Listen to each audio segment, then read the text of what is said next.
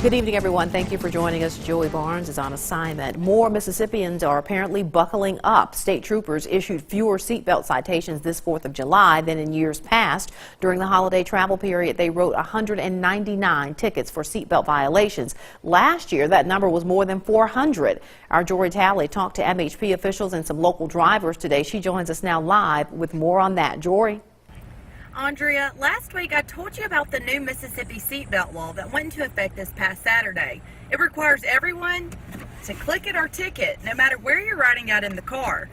Some people may think that more seatbelt tickets would have been issued this year because of that new law, but that's not the case. And here's why law enforcement thinks so.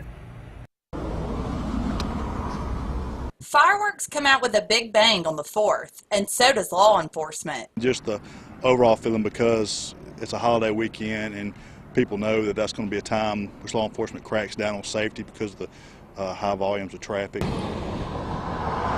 Heavy police presence and public awareness are two reasons why Master Sergeant Chris Turnipseed believes fewer tickets were handed out. Public service announcements about the new seatbelt law, spreading awareness through television, radio, of course social media gets a lot of looks, and people just awareness helps out as well. Webster County Chief Deputy Jeff Mann says traffic violations are down across the board. Mann says although there were fewer citations, it doesn't mean it'll stay that way. It'd actually be a drastic difference, in the amount of seatbelt tickets and any of the stuff like that. When they know they're going to be out there in full force, everybody abides by the law a lot better.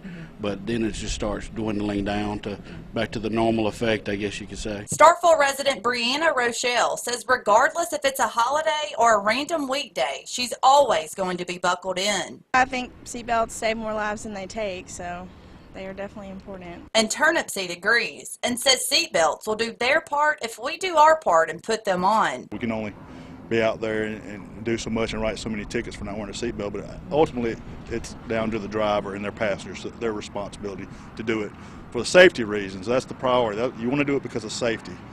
Don't do it because of a fine, because if you're doing it just because of a fine, then you're doing it for the wrong reasons.